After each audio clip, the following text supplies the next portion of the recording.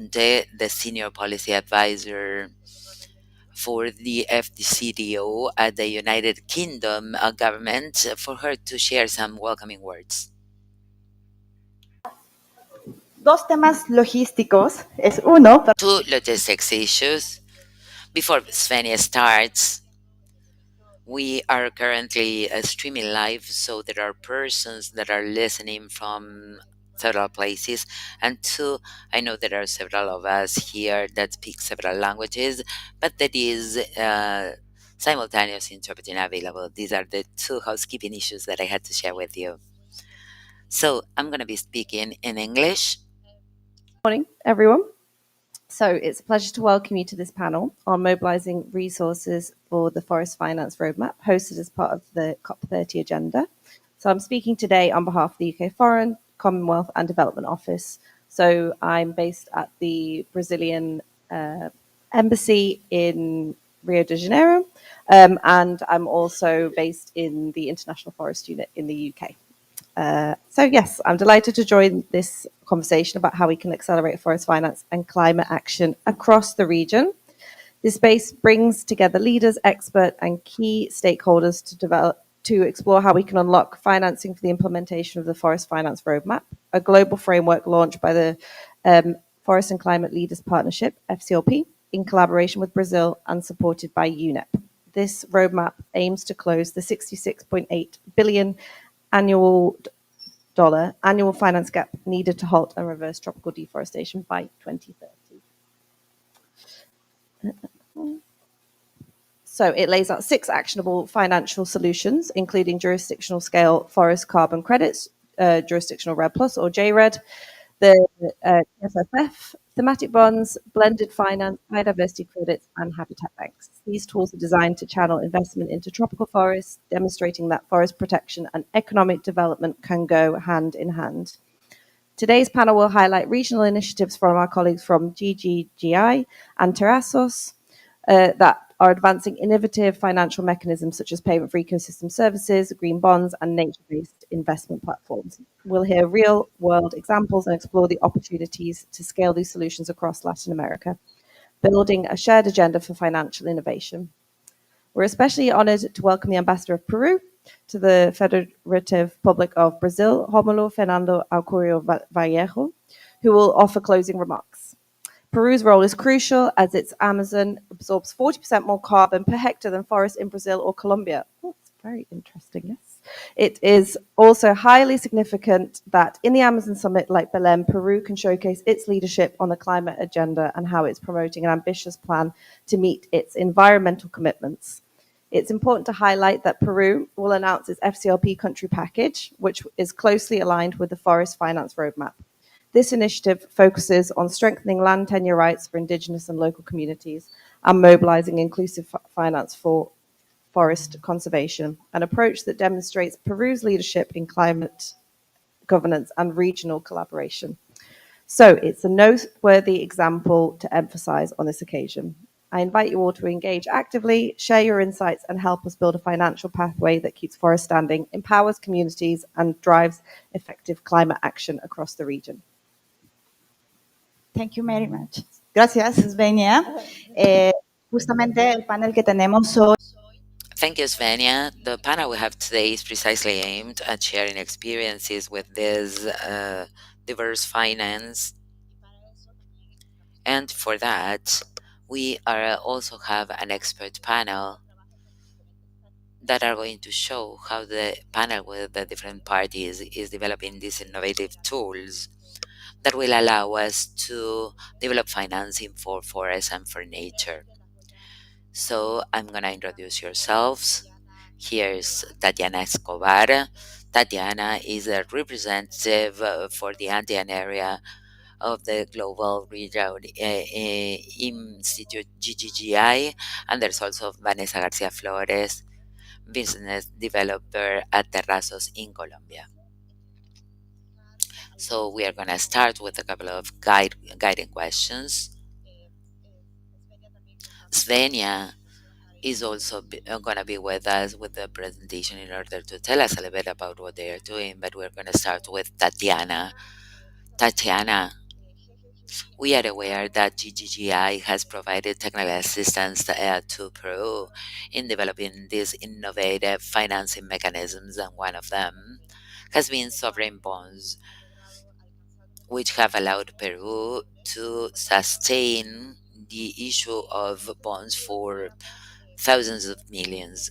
And we wanted to find out a little bit about the challenges that you found during the first issue of these bonds, and how these mechanisms could be promoted across the region, particularly in countries with high levels of debts, and what has been the experience in the development of ecosystem service payments in Peru. We're going to have like 8 minutes, and then we're going to have a short round so that we don't exhaust all questions in the first round. Tatiana, you can go ahead. Thank you very much. Good morning.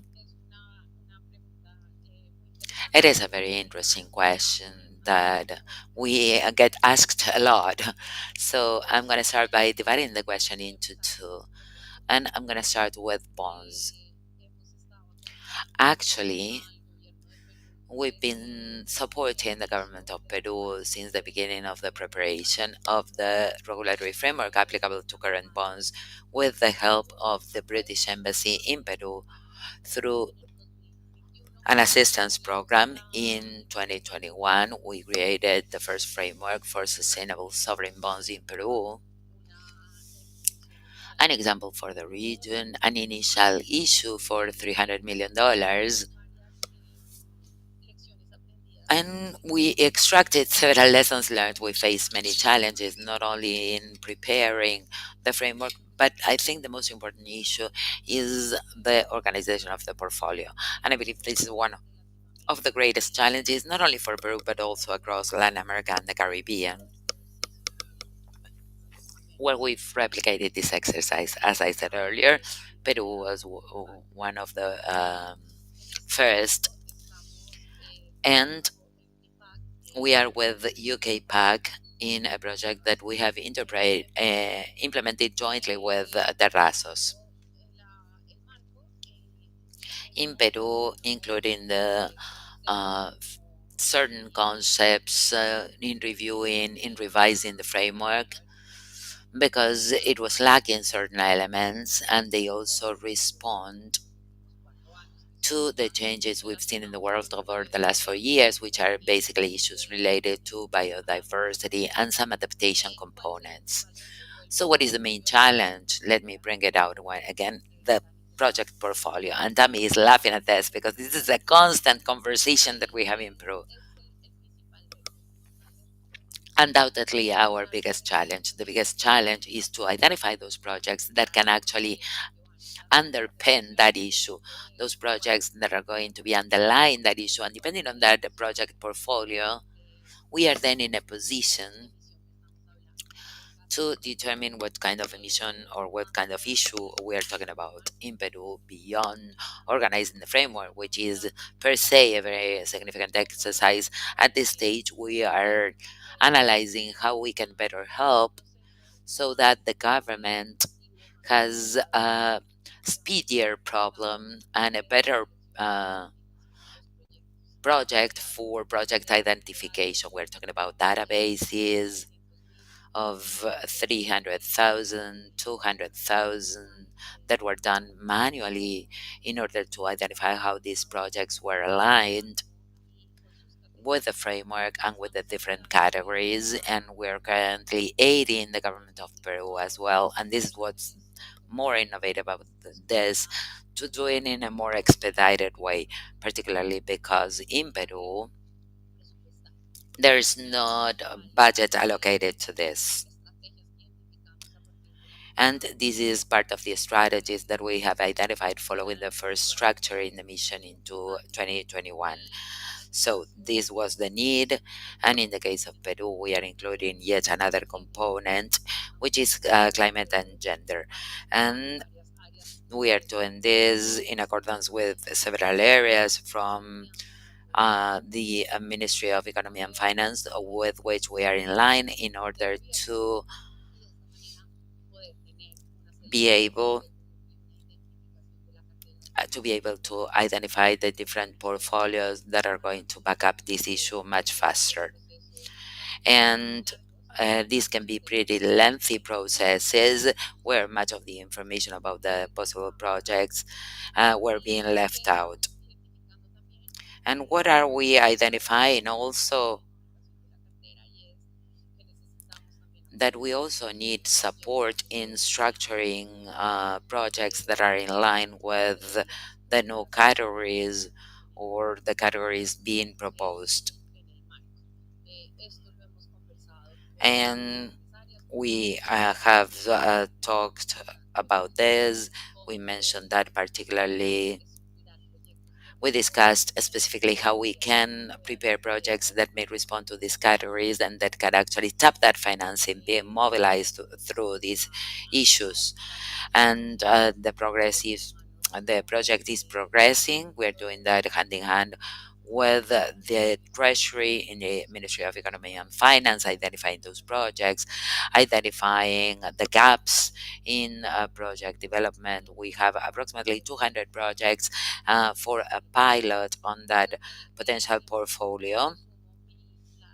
And I believe that this summarizes the question that is the greatest challenge. How Peru has been doing it,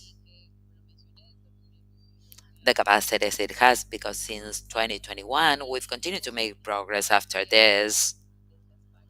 And we've identified several strategies for other countries of the region to be able to replicate this exercise. And we've done it based on other projects that we have in Peru, and it was a strategy of creating and developing capabilities across the different countries. There were projects, missions from Peru to Ecuador, from Ecuador to Colombia, from Colombia to Peru. In the case of Peru, Ecuador, for instance, for them to see firsthand how we've done it for the very first time, what they needed, how they needed to progress, what were the conditions in the case of Ecuador. And I think we brought that up already. You said that it is a country that has different economic capabilities from Peru. I'm talking about Ecuador. Then we could explore several instruments such as credit enhancement by MGBs or any other tools that may contribute to this type of securities and analyze other innovative mechanisms such as swaps, for instance, debt swaps, so that Peru can better understand these innovative instruments so that they can mobilize investments. This is one of the strategies that we're using to make sure that the countries in the region may access this. And this is dialogue. There are different units that are working on this. Bogota in Colombia issued a bond with our support for $600 million, which is the first sustainable bond issued by a city in Latin America and the Caribbean.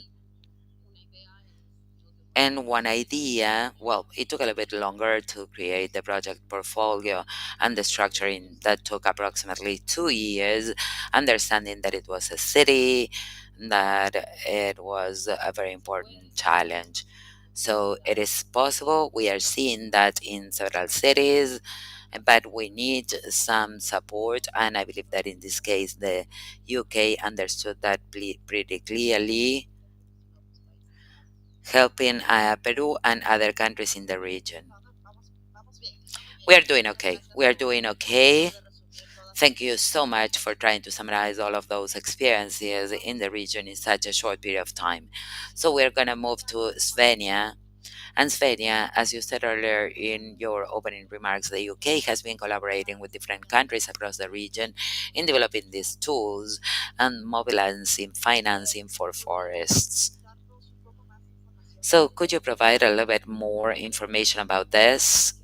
Could you tell us about the roadmap for forest financing, why it is important, and how it fits the regional agenda in Latin America and the world agenda, and what are the financial instruments that may help bridge those gaps identified in the roadmap? it's not just about mobilizing actually the resource, but also then knowing how to spend it, what to spend it on, and actually finding viable projects to be able to spend the money in a way that really gets to the point of kind of reducing deforestation. It's not just about providing the finance. But yeah, I can cover some of that. So in the UK, within our team on forests, we support a number of programs, and one of the aims of the Forest Finance Roadmap is to support the generation of high integrity forest credits. We do this through a number of different programs. One of those is the Red Early Movers program, which is in Colombia and Brazil. Also the Amazon Fund, which is only in Brazil. The FCPF program, ISFL program, which are global. And through all of those, and through the UK supporting a range of different high integrity standards, we're able to ensure that funding reaches those countries and is able to share those benefits with people on the ground, which then aims to reduce the deforestation as well. One of the key things as well, especially in a world now where we are seeing less funding available for ODA and less funding available for things like forest protection, we're also heavily investing in private sector programs such as the LEAF Coalition and the Mobilizing Finance for Forest program, which also has projects here in Brazil and in other Latin American countries, including Colombia, which aims to bring in a number of financial instruments, mobilizing private and public sector resources, and then also being able to give buyers a return on those investments. So by doing all of that, we're hoping to build more demand for carbon credits, which would then also raise and increase the price for forest carbon, and then see more funding because the price of that has been historically quite at a low level, but we're seeing that increasing as the integrity increases as well, and then increase that funding that's used for forests. One of the other areas of the FCLP Forest Finance Roadmap is as well the bioeconomy. And although this is not, and this has been a huge theme at the COP, if anyone's been here for a couple of days, this has come up over and over again and is kind of a real thing that Brazil and other countries in the region are kind of rich in the biodiversity that can help to generate the bioeconomy. And though it's not always explicit through the programs, or a lot of our programs are supporting the delivery of bioeconomy and also bioeconomy forest-friendly supply chains. So, for example, the Red Early Movers program supports communities across Mato Grosso and Acre to be able to generate income from forest-friendly products such as acai, babaçu, honey, coffee, and a lot of other products that in the UK no one's ever heard of. Which is also part of the problem, and is also supporting the state plan on bioeconomy in Mato Grosso. We also have the Partnerships for Forest program, which invests in projects that are supporting the supply chain of forest-friendly products, such as the baru nut, which they've been working on the certification to open the markets.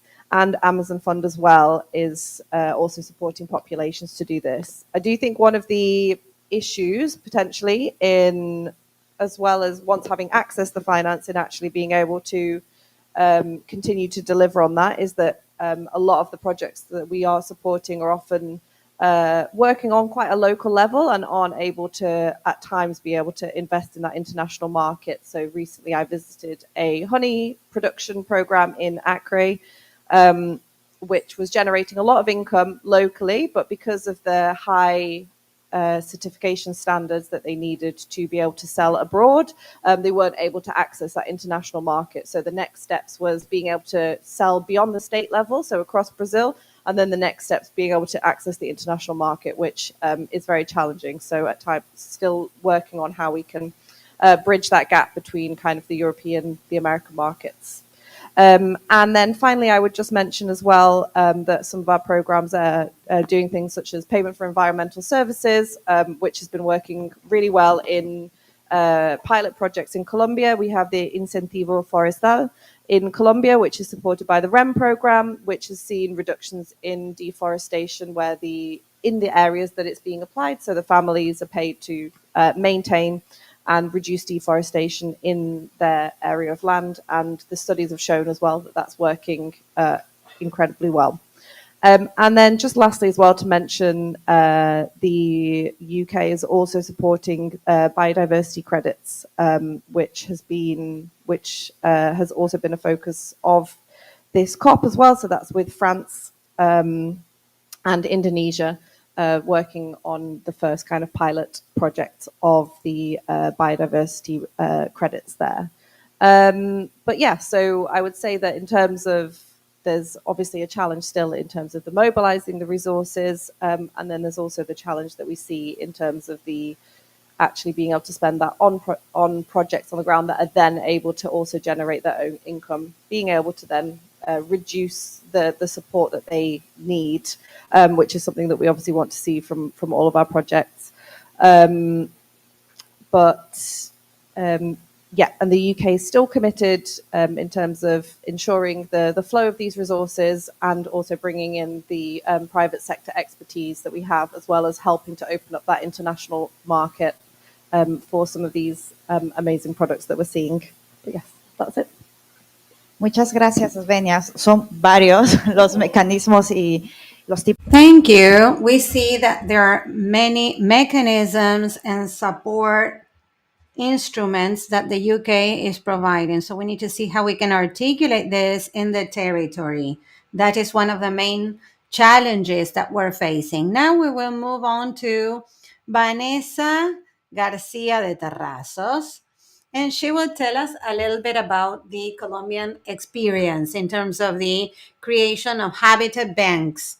She has a lot of experience with successful results through this financial mechanism that have been used to support preservation in hundreds of hectares. Knowing the experience of the habitat banks, what aspects have been more relevant to link habitat banks to the environmental compensation mechanism? What key learning could be shared at a regional level to promote its mandatory implementation for other countries in the Amazon region? Just let me tell you that Terrazos is a company that was originated in Colombia. Today it works in Latin America and in other countries outside Latin America. The objective is to structure biodiversity investments in a sustainable way and with specific results in nature. We are working in Colombia, Peru, Brazil, here in the Pará state, and in other countries such as Mexico, Chile, and Argentina. Our first project, though, was based in Colombia, and we had pretty interesting lessons learned that allowed us to further escalate this market.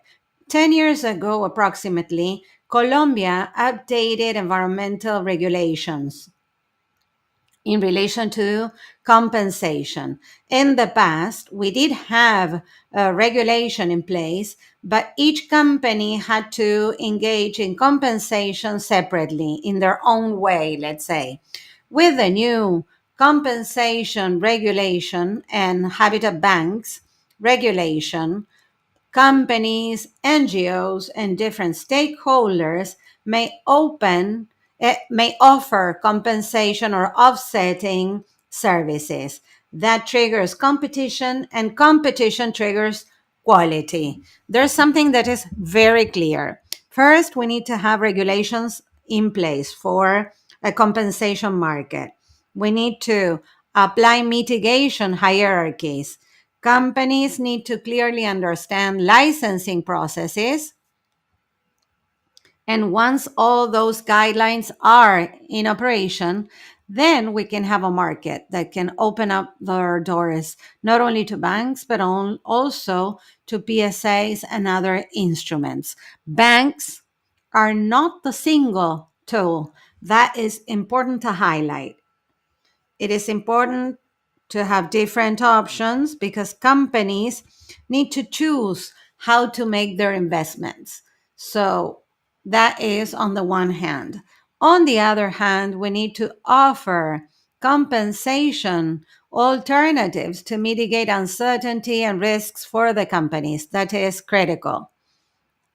At Terrazos, we structure projects that are 30-year projects. So we engage in highly rigorous due diligence processes. We execute contracts with the landowners, communities, operators. These are business contracts, and we all assume commitments.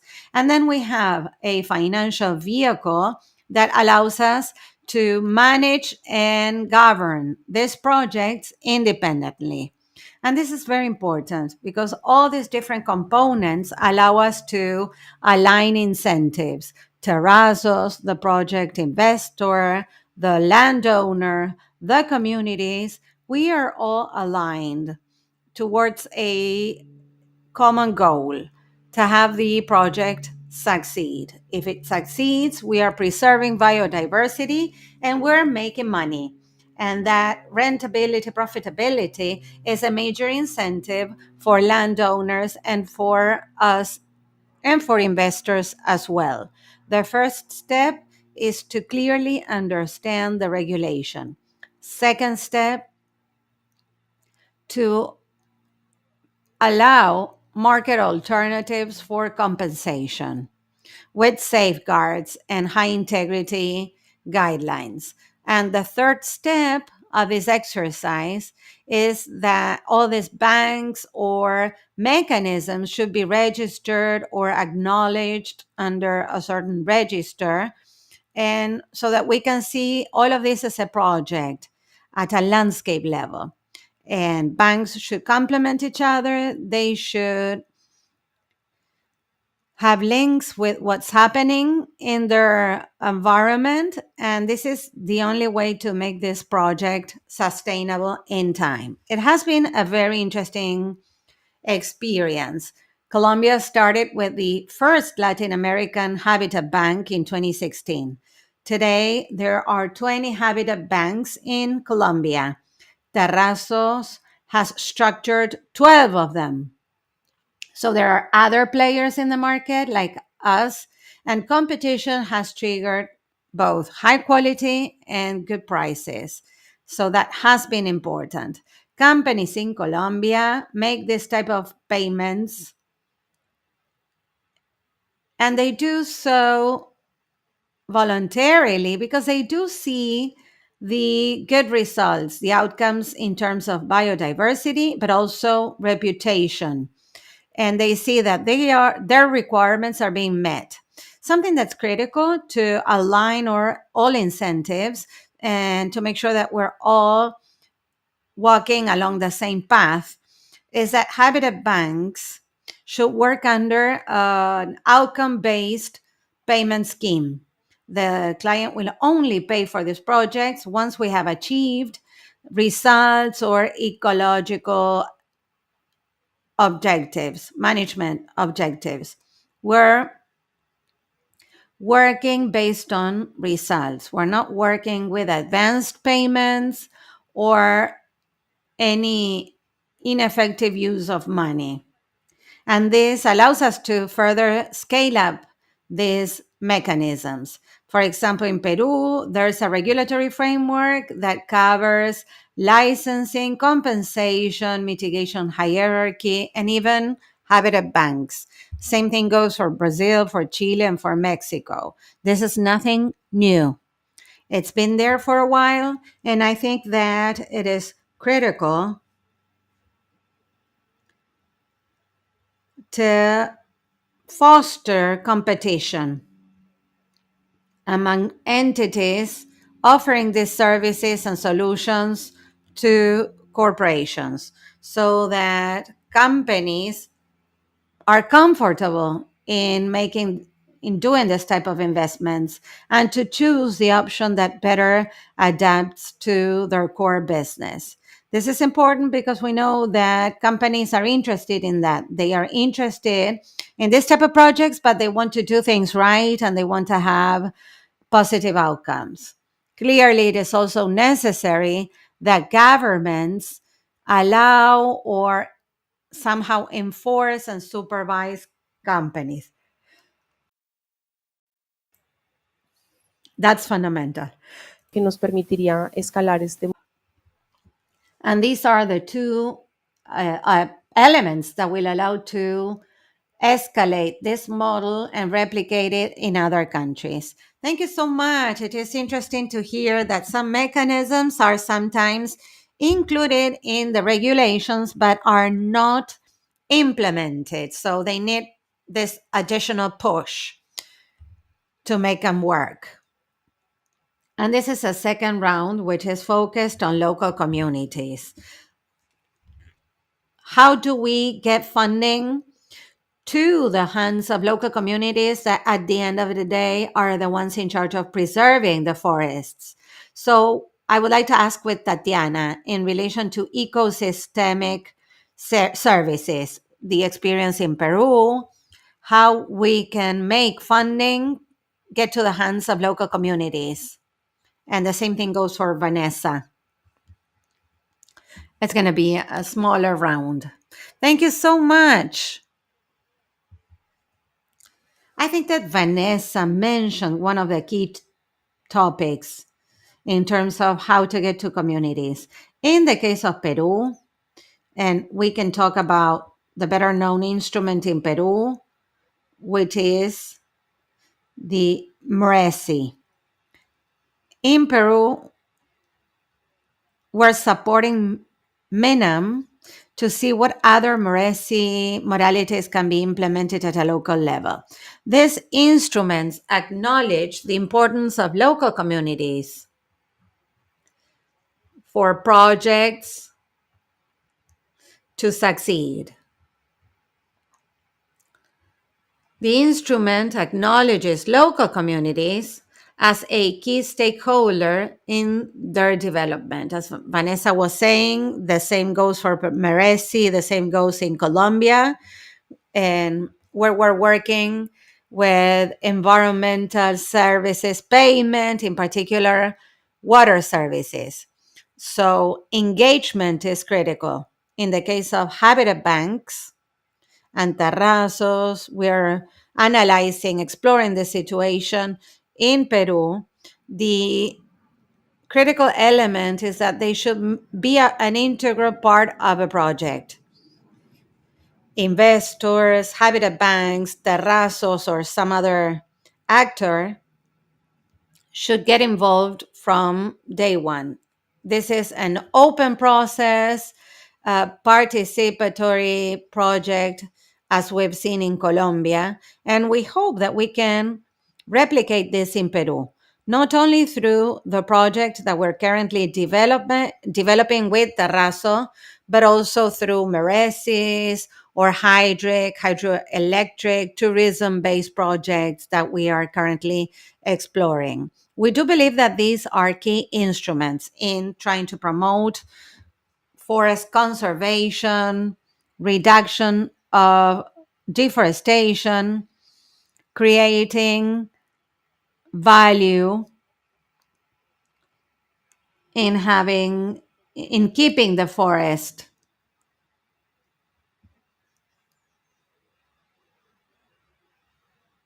It is important to understand the value of the forest standing.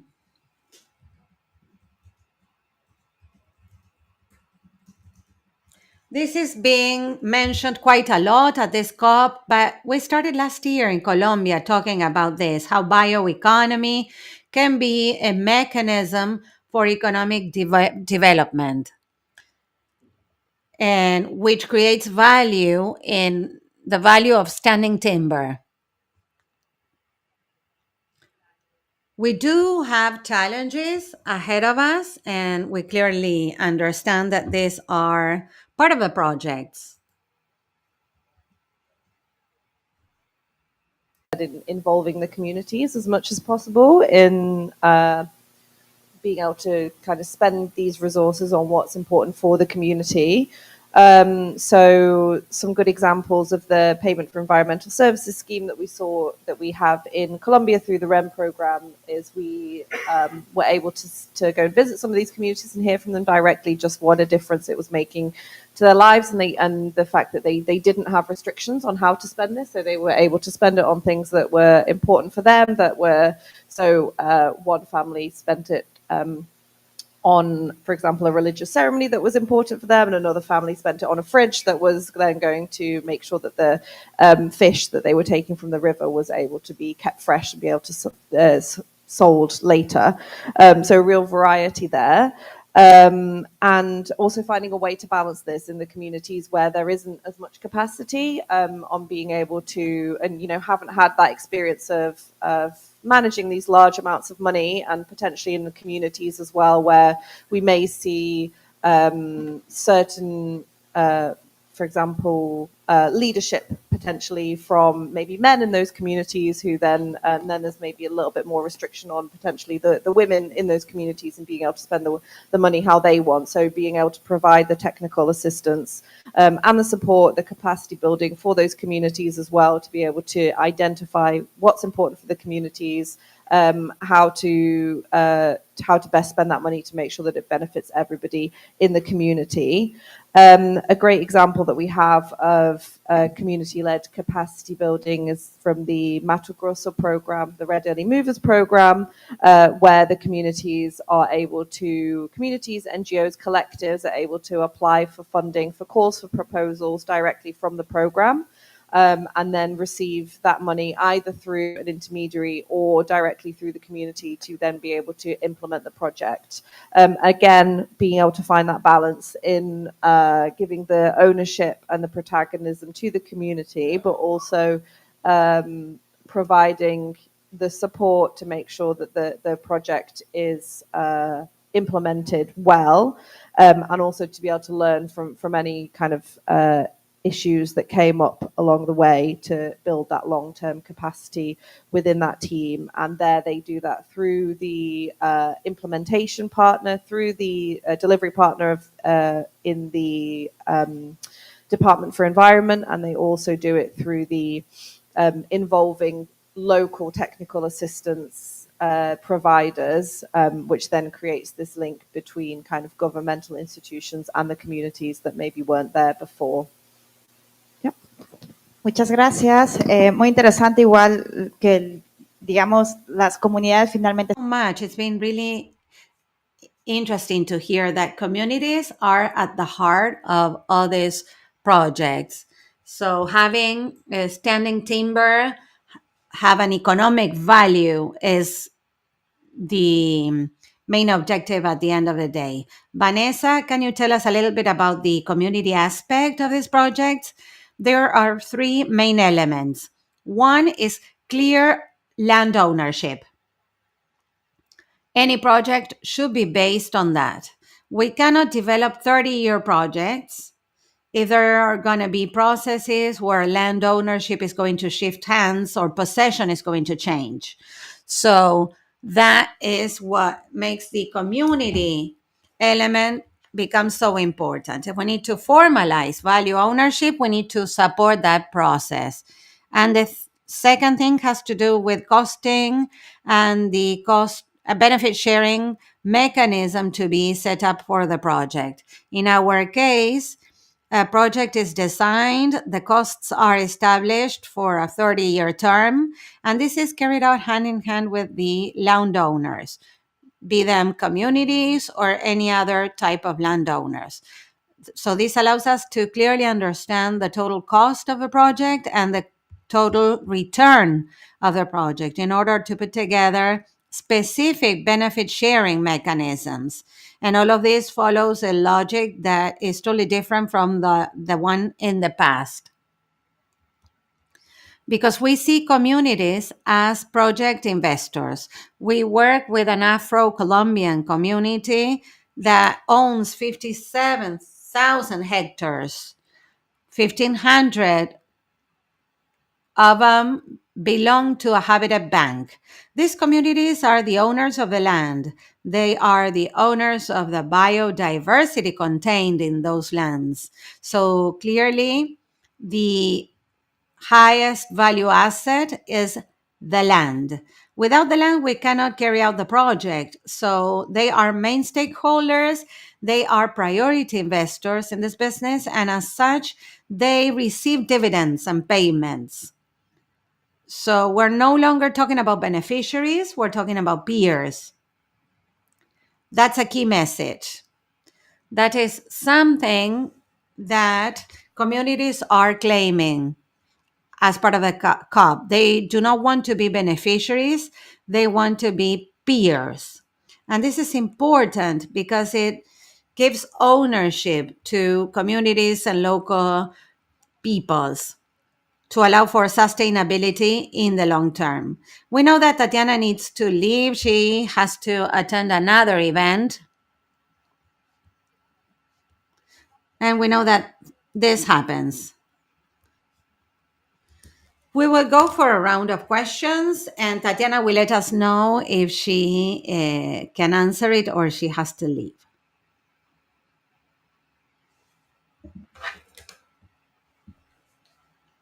I would like to hear a bit more about demand for habitat banks. Brazil has a very clear legal framework, forest reserves, the forest code that trigger demand for compensation. From what I know, there's no legal framework in Peru, in Colombia, or in Ecuador, or anything similar to the forest code. So you mentioned companies or corporations, but who's demanding these environmental assets? In Colombia, Peru, and Chile,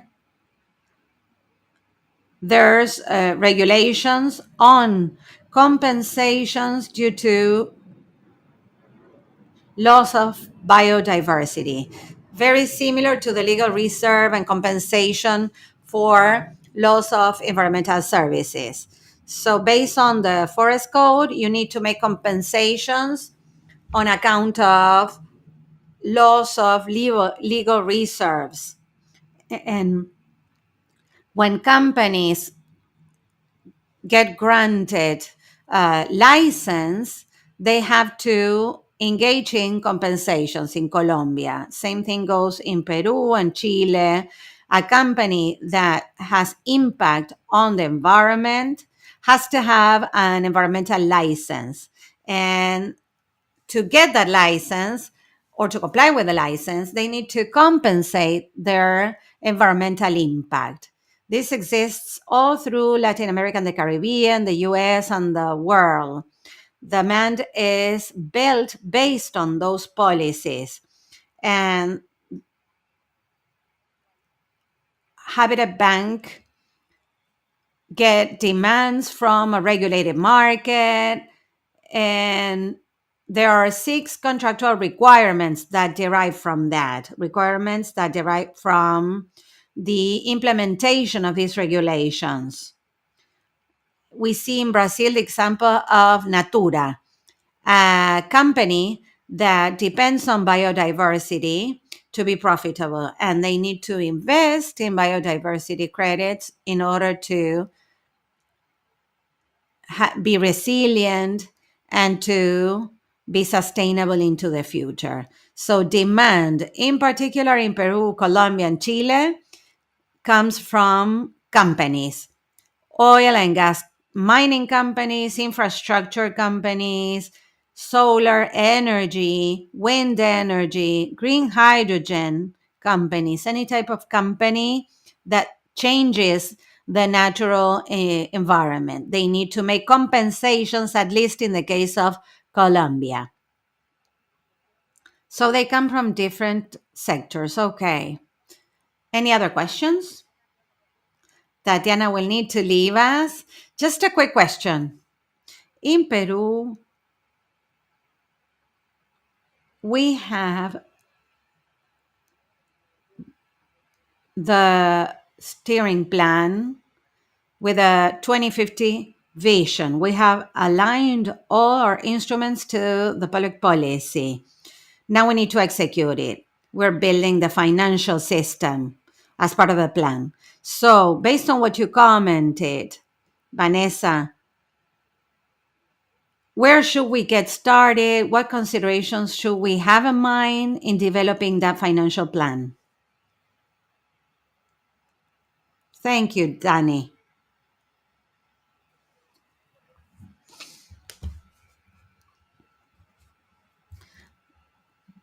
I don't think I can mention a specific instrument. Peru has many instruments that should be included in the financial plan.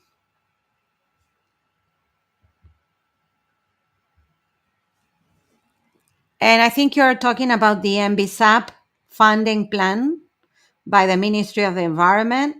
Many of the instruments that will be included in the MBSAP are going to be included in the financial plan. One of the instruments that could be used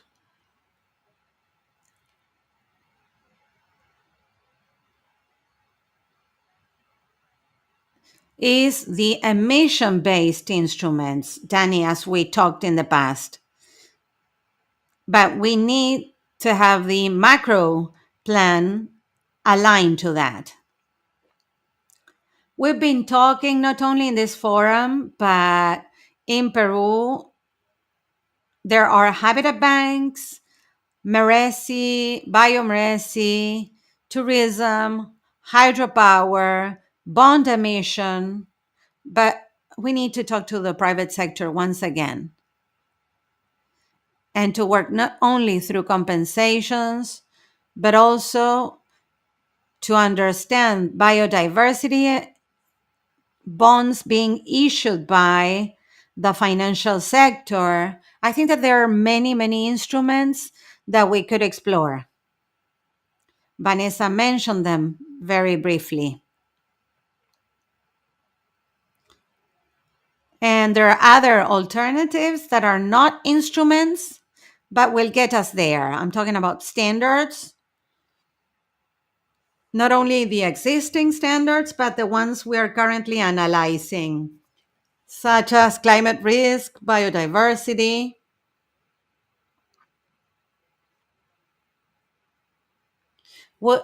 Anything that may have a direct impact on biodiversity or that may have affect the goals. I know you're moving forward in that sense, and we hope that this succeeds in Peru. We could mention many more, Danny, actually. Thank you, Tatiana. Tatiana needs to leave. Thank you so much. And we will close with a last question.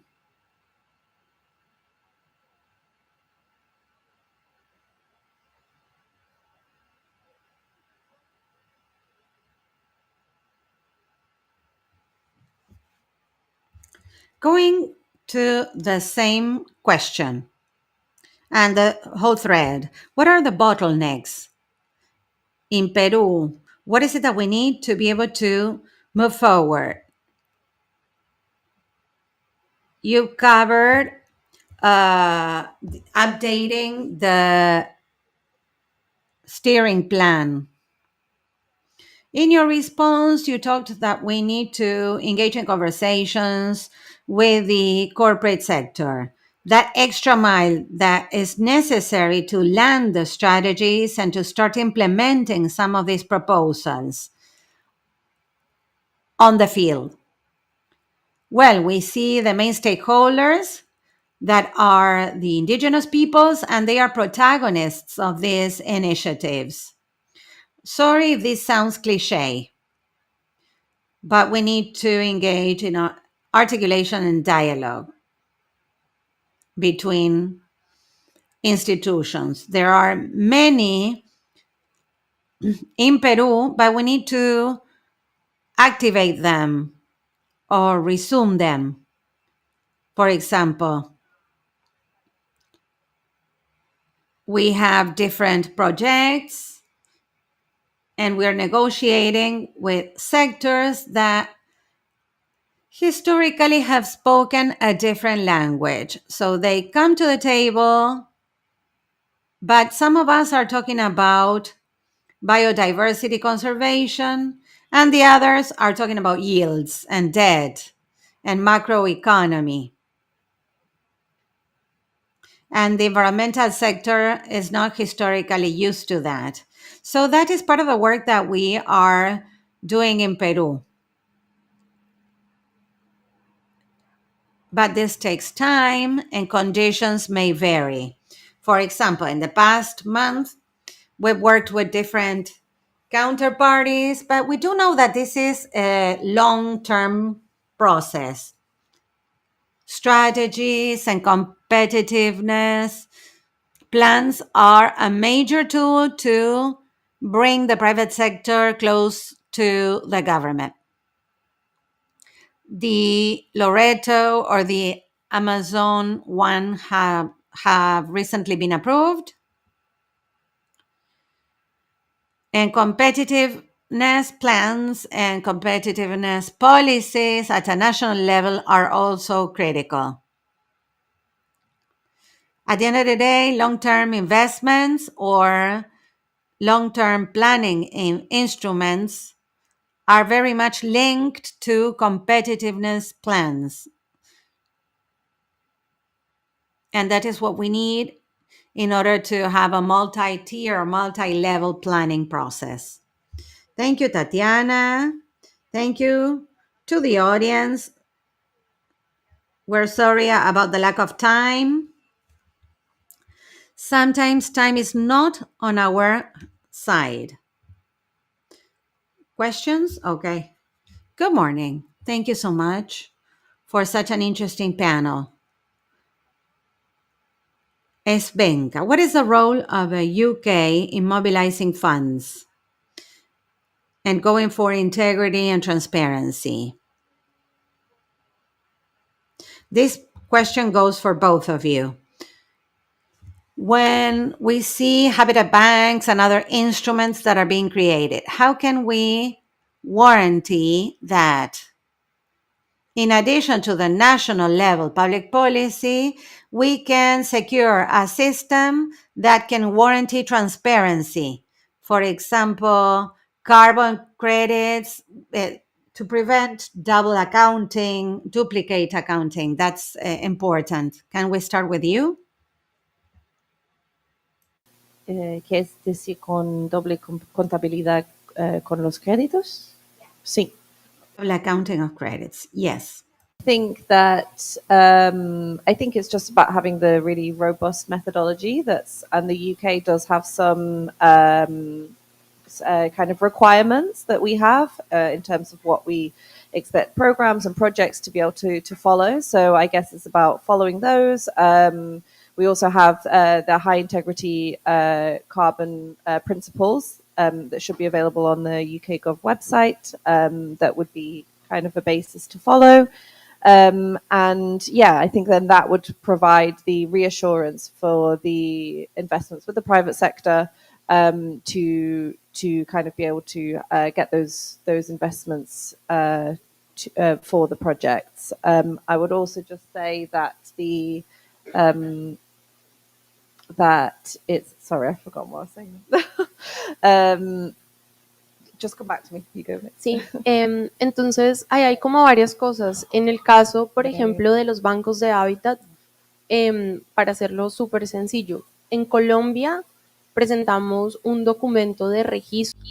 In the case of habitats, to do it very simply, we submitted a record document with the Ministry of the Environment stating what the bank is all about, what it creates or promotes complementarity, what it brings to a table, what it's located, and we state the number of biodiversity units that it's going to create, whether it's 1,000 hectares, and so they create 1,000 units for the compliance market. So that is recorded with the forest division, and every year we report to a forest division saying that we've sold, for instance, 80 slots, 100 slots, In Colombia, we're doing it sort of manually, but it is the Ministry and the National Authority of Environmental Licensing, which is like your SENACE, that is working strongly on seeing that banks do not oversell their quotas. And what's important in Colombia that we could also do improve that relationship between SENACE and UEFA, which is and that is extremely important because a company submits a plan where we say that it's going to be ABC. So there needs to be someone year after year verifying that this person has complied with these ABC requirements. That is on the one hand on compliance and in the voluntary market, where we also work structuring biodiversity credits. There are 80,000 tools. One is tokenization that has worked pretty well for us through a platform that is online and that is not expensive. And we tokenize everyone that Terrazos issues in the voluntary market, and that allows us to make sure that there are no second sales, that there's no double sale of the same credit, etc., etc. So there are these kind of mechanisms, but I believe that the message that we have right now is that perfect is the enemy of practical. How do we start mobilizing money? We already have a regulation, so let's sit with the different companies that are in the influence areas of our protected areas, our SOMEX, etc. And let's work with them and let's make sure that they comply with their commitments. So that is a very easy approach, and something we could do is for them to talk with national parks in Colombia because they've received compensation money for restoration in protected areas. So I believe that that's a very interesting thing that we could do. So thank you so much, Vanessa. I'm sure that there will be a lot of questions. Thank you very much for the audience, for taking an interest, for discussing. We're running out of time, but we need to wrap up this session. And for that, I would like to invite the ambassador of Peru, Romulo Fernando, so that he can share some closing remarks with different learnings in environmental issues. Thank you very much, Sujana. Thank you very much for the invite. Thank you for inviting Romina Caminada, our deputy minister that is currently at the COP, and on her behalf, we love to be invited after this exchange. So what we're hearing in the COP just underscores that forest financing requires an evolutionary approach, from sol- very small solutions to solutions sustaining bioeconomy, always with involvement of local communities. And this requires combining existing mechanisms to avoid carbon loss and also avoid emissions with the startup of new periodic verifiable payments based on performance, such as the TGF that is attracting so much attention, and some other schemes to revert reforestation and to make sure that we have the financing pathways that will recognize the strategic value and that will close those gaps and restoration. Here in Brazil, I am the ambassador here in Brazil. And we must remember that this is the second largest Amazon forest with 72 million hectares, so 56% of our territory. So that is why Peru has adopted every innovative mechanism available: thematic bonds, blended finance, environmental service payments, biodiversity credits, and other examples to mobilize capital and initiatives that we hope are from private investments in order to have a true impact in our territory. So these shared experiences in Peru, in Colombia, in Ecuador, that shows that there's accumulated learning, that we have the necessary private and public technical actors that are committed to transforming forest economy. But of course, we need robust frameworks, regional coordination, more effective implementation of good standards, and diversity of the communities that inhabit and manage these territories. To wrap up, of course, I want to thank everyone that has been a part of this panel and the UK Embassy for providing this space. The Forest Finance Roadmap presents undoubtedly an opportunity to move towards a common agenda where financial innovation is truly at the service of the Amazon. Thank you very much. Now, Ambassador, do you think we could have our picture taken? And with that, we will conclude our event. Thank you very much.